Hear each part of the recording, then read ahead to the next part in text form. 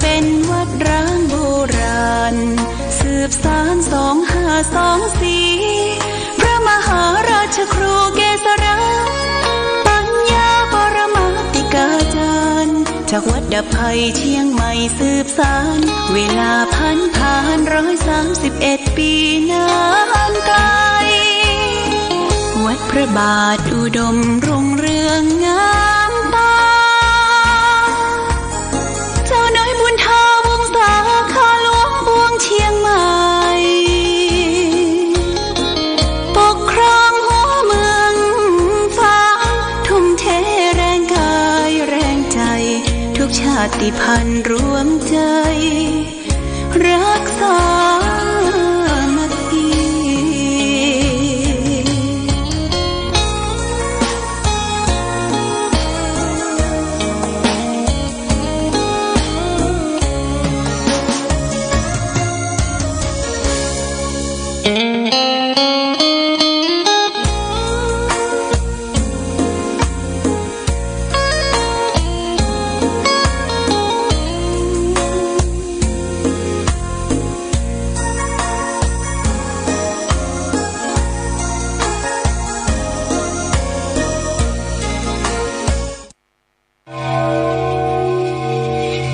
ชุมชนพระพุทธศาสนาคณะสงฆ์อำเภอฝางเจริญสุขศรัทธาสาธุชนญาติโยมท่านพุทธบริษัททั้งหลายวันนี้รายการธรรมประทีปส่องต่างก็ได้มาพบปะกับพ่อแม่พี่น้องศรัทธาสาธุชนญาติโยมแห่งครั้งหนึ่งญาติโยมก็จะต้องทำหน้าที่ของไผของมันหน้าที่ก็คือการได้มาประพฤติปฏิบัติบัพพิตรลักพิษธรรมคำสอนของพระพุทธเจ้าตื่นเจ้าญาติโยมต่างคนละต่างมีหน้าที่ของไผของมันที่จะพึงกระทำและปฏิบัติพระเจ้าประสงค์อยู่ตามวัดวาอารามสัญญาระฆังตื่นนอนขึ้นมาก็ไหว้พระสวดมนต์แผ่เมตตาออกรับบิณฑบาตกวาดทรายได้หญ้าดูแลวัดวาอารามถ้าเป็นวันพระวันศีลตัวเจ้าประสงค์ก็ไปฮือศีลฮือปอนแก่ศรัทธาญาติโยมนี่เป็นหน้าที่ของตัวเจ้าประสงค์ญาติโยมก็มีหน้าที่ของเจ้าบ้านเสาะว่าหากินหน้าที่ที่จะไปทำบุญสูญทานวันพระวันศีลนี่อย่าได้ไปขาดในญาติโยมเด้อไปวัดไปว่าจำศีลกินทานเนี่ยประเดี๋ยวนี้ช่วงนี้อาตมาภาพก็เปิดโอกาสให้ศรัทธาญาติโยมได้ร่วมกันไปประพฤติปฏิบัติธรรมวันเสาร์ทุกวันเสาร์ในญาติโยมตั้งแต่9 โมงถึง11 โมงเก่งณที่สำนักปฏิบัติธรรมแหล่งที่21ของจังหวัดเชียงใหม่ที่สำนักวิปัสสนาหน้าบ่อสาวาก็ขอเชิญชวนญาติโยมพระออกศรัทธาสาธุชนบอกว่าใกล้บอกว่าไกลให้ได้ไปร่วมกันไปหูจักมักคุณไหว้พระสวดมนต์รับศีลเจริญสมาธิภาวนาเดินจงกรมแผ่เมตตาปองกันนั้นเขาก็ยังมีอาหารการกินต้อนรับญาติโยม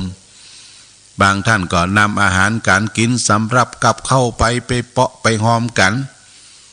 แต่ดังวัดก็ได้จัดเตรียมไว้เป็นบางส่วนน้ำชากาแฟถือว่าเราไปร่วมกันในญาติโยมได้ถึงอาหารใจและก็อาหารกายตัวเนี่ยเพอข้าวตอนญาติโยมเนอะไม่ใช่เมินเพอข้าวตอน9 โมงถึง11 โมงเก่งรับประทานอาหารว่างแล้วก็ปีกบ้านไผ่บ้านมันที่อยากจะฮื้อไปเนี่ยญาติโยมก็เพราะว่าอยากจะฮื้อได้รู้จักหลักแนวในการประพฤติปฏิบัติถึงแม้ว่าเฮาบ่ได้อยู่ประจำได้ปฏิบัติเป็นประจำเฮาจักหลักแนวในการดำเนินในการประพฤติปฏิบัติแล้วญาติโยมก็สามารถที่จะนำไปประพฤติปฏิบัติ ในเคหสถานบ้านจองของเฮาเฮาบ่จำเป็นจะต้องญาติโยมท่านสาธุชนทั้งหลายก่อนอื่นต้องขออภัยการออกรายการติดต่อสื่อสารกันนั้นมันอยู่คนละที่ละทางคนที่ควบคุมดูแลก็คือท่านเจริญอยู่บนวัดพระธาตุศรีมหาโพธิโพธารามพระเจ้าใหญ่หลวงพ่อก็นั่งอยู่ในกุฏินั่นนะบางทีโทรเข้าไปบางทีไลน์ลงมามันประสานต่อเนื่องประสัมพันธ์อย่างใดก็ต้องขออภัยแต่จัดจมเด้อวันนี้เป็นวันพุธที่21เดือนมิถุนายนพุทธศักราช2566ซึ่งตรงกับเดือน10เหนือเป็น10ต้นขึ้น4ค่ำเดือน10เป็งหน้านี้ยังบ่ใจเข้าวสาเตือเขาจะเข้าวสา10หลังพุธเนาะแต่วันนั้นไปที่เมืองพม่าเชียงตุงว่าเพิ่นจะเข้าละลุกอยู่จะเข้าวสาเดือน10นี่เราเดือน10เป็งเนี่ยแต่ทางบ้านเฮาก็มัน12เตื้อก็จะเลื่อนไปเดือน1ญาติโยมท่านสาธุชนทั้งหลายก็เดือนนี้ใกล้จะหมดแต่ต้นเดือนของเดือนกรกฎาคมนี่นะตรงกับเดือน10เป็งพอดี10เป็งทางคณะสงฆ์ตลอดถึงร่วมกับข้าราชการบ้านเมืองมีท่านอำเภอเป็นต้นเป็นประธานฝ่ายคฤหัสถ์อาตมาก็เป็นฝ่ายประธานสงฆ์จะได้ประกอบพิธีเททองหล่อรูปเหมือน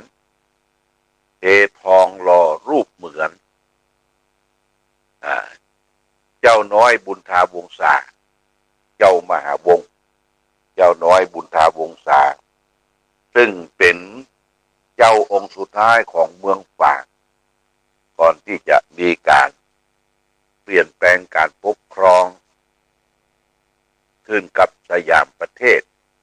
มีการปกครองแบบหัวเมืองก็คือการตั้งเป็นนายอำเภอหัวหน้าแขวงก็ได้ทำคุณประโยชน์โดยเฉพาะอย่างยิ่งตระกูลบุญทาวงศาณเชียงใหม่นี่เป็นตระกูลใหญ่ของอำเภอฝางเขาตระกูลบุญทาวงศาเพิ่นก็ได้รวบรวมปัจจัยในฐานะที่เป็นลูกเป็นหลานเป็นเชื้อของเจ้าน้อยเชื้อตระกูลเชียงใหม่ตระกูลเจ้าเมืองก็ได้รวบรวมปัจจัยแล้วก็ได้มาร่วมกับทางคณะสงฆ์ก็จะได้รอครูบา2 องค์ญาติโยมครูบา2 องค์ครูบากันธาพระเกศระปรมัตถาจารย์1 องค์และครูบาเจ้ากันธาแห่งองค์1ดีครูบาทั้ง2 รูปนั้นได้ทำคุณประโยชน์ร่วมกับเจ้าน้อยบุญทาวงศาที่ได้พัฒนาเมืองฝางได้ปราบกบฏละลายกบฏตีซากบฏปราบแล้วเอาผู้คนมาตัดหัวที่ตุ้งหัวคนก็มีใกล้ๆวัดพระบาทอุดมขึ้นไปทางทิศเหนือที่จะขึ้นไปบ้านเต่าดินเนี่ยนะทางขวามือนะเป็นตุ้งหัวคนที่ประหารผู้คนที่กบ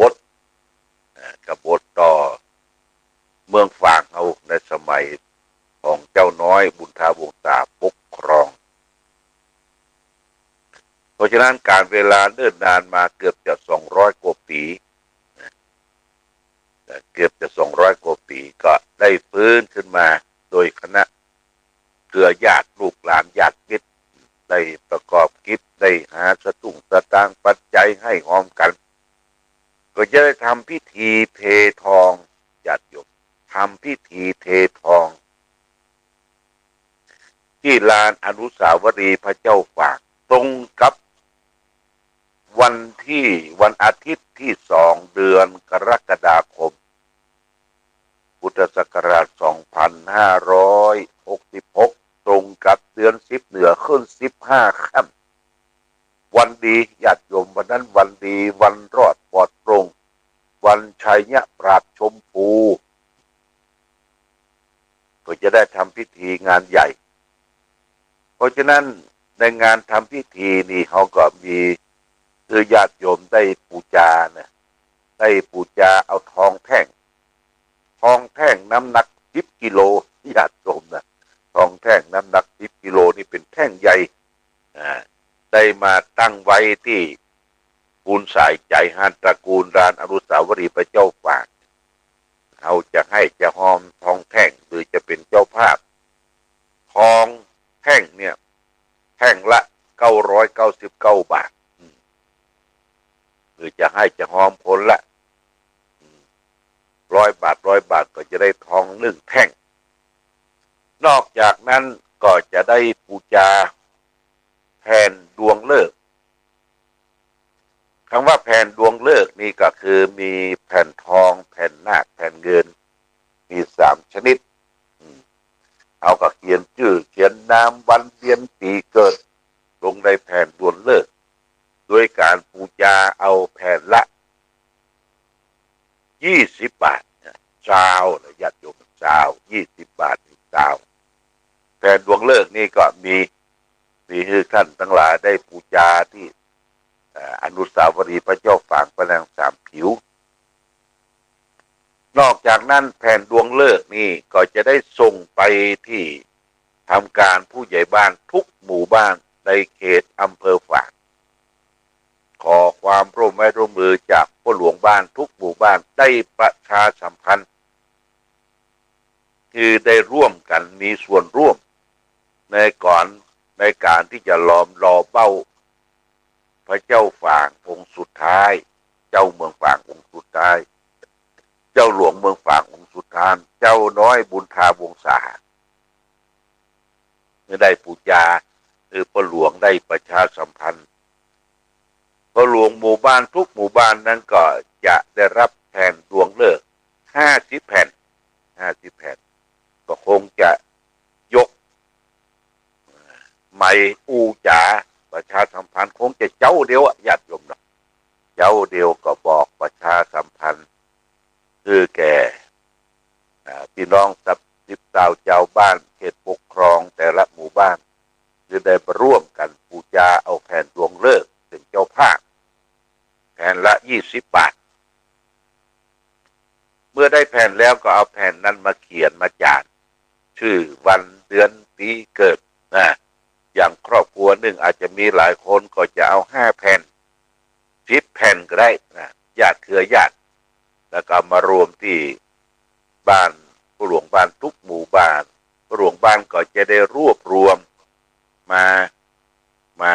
ทั้งแผ่นดวงฤกษ์ทั้งปัจจัยให้หอมมารวมกันที่ลานอนุสาวรีย์พระเจ้าฝางในวันที่ 1ของเดือนกรกฎาคมหรือจะมาในงานวันที่ 2นั้นก็จะเป็นการเททองต้องมาก่อนเวลาโดยได้จัดสถานที่ตั้งเต็นท์ตั้งเก้าอี้มีคณะสงฆ์ที่จะเจริญพุทธมนต์15 รูปคณะสงฆ์นั่งปรกก็คือนั่งแผ่เมตตาชี้แจงแล้วก็ตรงกลางรูปหนึ่ง5 ตน15 บวก 5เป็น20แล้วก็ประธานสงฆ์ได้อาราธนานิมนต์เสด็จพระคุณพระเทพมังคราจารย์รักษาการเจ้าคณะจังหวัดเชียงใหม่วัดท่าตอนพระอารามหลวงมาเป็นประธานจุดธูปเทียนและก็เป็นประธานเททองหล่อหลอมองค์พระเจ้าฝางองค์เจ้าน้อยบุญทาวงศาองค์นี้นะแล้วก็ หล่อหลอมครูบา2 รูปอันนี้แจ้งให้ญาติโยมท่านสาธุชนทั้งหลายสรุปแล้วพระสงฆ์นี่จะมีจำนวน21 รูปรวมทั้งประธานสงฆ์รักษาการเจ้าคณะจังหวัดเชียงใหม่พระเทพมังคลาจารย์ที่จะได้มาเป็นประธานนี่ก็เกินคือแก่ศรัทธาญาติโยมนอกจากนั้นก็จะมีฟ้อนมีลำมีกองสะบัดใจมีกองมองซึงกองปูเจมาตีเป็นคณะทั้งพี่น้องดาราอั่งปะหล่องพี่น้องไตใหญ่จัดกันเป็นกลุ่มในคณะที่เททองพระเจ้าประสงค์ทั้งหมดก็จะได้เจริญพุทธมนต์สวดชัยยะมงคลคาถาชยอนโตนะแล้วก็เพื่อจะได้ตีก้องหลวงวิแล้วก็หมู่ที่มีก้องมีมอนแล้วก็ได้ตีสรรเสริญแห่แห่นแต่กันพี่น้องศรัทธาญาติโยมที่ไปร่วมงานก็ออกมาฟ้อนโจโลดอกคาคำว่าฟ้อนโจโลดอกคานี่ฟ้อนกับกองกับมองนะแสดงความปีติยินดีที่จะได้รอเจ้าเมืองฝางตระกูลบุญทาวงศาเป็นต้นตระกูลบุญทาวงศาถามว่ารอแล้วจะเอาไว้ที่ไหนญาติโยมก็ตอบเพื่อญาติโยมท่านสาธุชนทั้งหลายจะเอาประดิษฐานไว้ที่ข้างวิหารทางทิศใต้ของวัดพระบาทอุดมทางวิหารทางทิศใต้เจดีย์ที่เขาก่อสร้างแปลงตึงวันเนี่ยมันจะมีลานอยู่พอหรือกุฏิหลังเก่านั้นออกนะมันจะเป็นลานกว้างก็จะทำอันซีนคือเป็นแหล่งที่ไว้ที่ศาสักการะบูชาวัดพระบาทอุดมตรงรูปบุญเขาจะแบ่งเป็นโซนพุทธาวาสนี่ก็จะมีอุโบสถมีศาลาการประเรียนมีวิหารมีเจดีย์และก็ลานประดิษฐานสารูปองค์เจ้าน้อยและครูบาพระเกศรปรมัตถาจารย์นี่เป็นอันซีนแล้วก็จะได้ตั้งหอพระพุทธรูปนั้นก็คือตั้งเป็นวิหารน้อยอันอาราธนาพระพุทธรูปทุกองค์ที่อยู่ในศาลาประเรียนขึ้นหอนี่เขาจะไปฉลองใหญ่ปี2567ญาติโยมนะอันนี้ลานที่ท่านจะเป็นลานที่คนมากราบมาไหว้หลังจากที่มาไหว้น้ำบ่อสาวาอนุสาวรีย์พระเจ้าฝางพระนางสามผิวแล้วก็ต้องไปไหว้สารูปอนุสาวรีย์ของเจ้าหลวงเจ้าน้อยบุญทาวงศาที่ในวัดพระบาทอุดมตั้งหลังก็จะเป็นที่อยู่ของพระสงฆ์หรือว่าสังฆาวาสคืออาวาสที่อยู่ของพระเจ้าประสงค์นี่แบ่งเป็น3 โซนนะญาติโยมนะวัดพระบาทอุดมนี่จะแบ่งเป็น3 โซนหนึ่งเป็นโซนพุทธาวาสอันนี้บ่มีที่อยู่ของพระสงฆ์นะจะมีอุโบสถมีวิหารมีลานเจดีย์และก็ตั้งอนุสาวรีย์ของเจ้าน้อยบุญทาวงศานี่โซนหนึ่งและโซนสังฆาวาสอยู่ตั้งหลังทิศกำแพงวัดพระบาทอุดมกว้างขวางมีที่อยู่ที่อาศัยทางทิศเหนือก็เป็นสถาเป็นลานของศาสนศึกษาเป็นที่ค่ำที่เฮียนของพระภิกษุสงฆ์สามเณรเป็นโรงเรียนพระปริยัติธรรมเฮียนนักธรรมบาลีเฮียนปริยัติสามัญเนี่ยแบ่งเป็น3 โซนญาติโยมแล้วก็โซนปฏิบัติธรรมที่โซนเนี่ยโซนปฏิบัติธรรมก็ขึ้นมาที่บนสำนักวิปัสสนาหน้าบ่อสวาที่เขากำลัง ขอโทษที่กำลังบูรณะ วิหาร บูรณะวิหารพระเจ้าระแข่งในปัจจุบันเนี่ยญาติโยมนะตอนนี้กำลังมุงวิหารพระเจ้าระแข่งใกล้จะเสร็จละศาลาช่างชื่อว่าช่างไพวันแต่ละแห่งก็อยู่เป็นช่างใกล้ๆกับวัดเขาเนี่ยเพิ่งกลับมาบนได้พอมุงเสร็จเขาก็จะได้ต่างยอดต่างคีคือยอดวิหารเนี่ยมันเป็นชัดเพิ่นเอาไปซ่อมแล้วที่วัดกูม่านเชียงใหม่2 ชัดชัดหนึ่งอยู่ตรงกลางชัดหนึ่งอยู่ตรงบนเสียนของพระเจ้าระแข่งชัดได้ชำรุดทรุดโทรมโดยไฟอัคคีได้เผาได้ลนแล้วก็ชัดน้อยนี่ก็แม่อุ่นเรือนสุพรรณตั้งเริ่มเดิมทีก็เป็นเจ้าภาพก็ได้จ้างให้แม่ได้แจ้งให้แม่อุ่นเรือนสุพรรณบ้านสวนดอกล้านลาดได้ทราบเพิ่นก็หอมา 10,000 บาทนะสำหรับการที่จะได้ซ่อมซัดที่จะประดิษฐานที่บนหลังคาขององค์พระลาพระเจ้าระแข่งนี่ก็คือเอาซัดไปซ่อมละญาติโยมก่อนพรรษานี่เพิ่นจะเอาซัดเอาหยังมาต่างคีต่างซัดแล้วก็ตอนนี้ก็บูรณะไปเรื่อยๆวันที่2ที่ผ่านพ้นมาของเดือนมิถุนายนเขาได้ทำการเรียกว่าทอดผ้าป่าสามัคคีคณะสงฆ์อำเภอฝางแต่ละวัดวาอารามแต่ละตำบลศรัทธาประชาชนญาติโยมขึ้นสีขาวที่อยู่ถิ่นแดนไกลก็ได้มอบปัจจัยส่งมาต่างลายต่างเฟซส่งมาต่างกองทุนบูรณะวิหารพระเจ้าระแข่งได้เงินอยู่ประมาณล้านปลายน้อยๆญาติโยมล้านปลายน้อยๆเพราะว่างบประมาณนี้เขาได้ใช้ไปเรื่อยๆตามที่วิศวกรของเทศบาลได้คิดคำนวณแล้วว่าจะต้องใช้เงินประมาณ2 ล้านกว่าบาท2 ล้านกว่าบาทที่จะบูรณะคืออยู่ดีกว่าเก่ากว่าเดิมญาติโยมดีกว่าเก่ากว่าเดิมเพราะฉะนั้นต้องขอบคุณอนุโมทนากับญาติโยมท่านสาธุชนทั้งหลายที่ได้ให้ได้หอมวันนั้นก็ไปส่งน้ำพระธาตุวัดสันประซักอำเภอสันทรายท่านเจ้าญาติพระครูโสภิตศรีละคุณ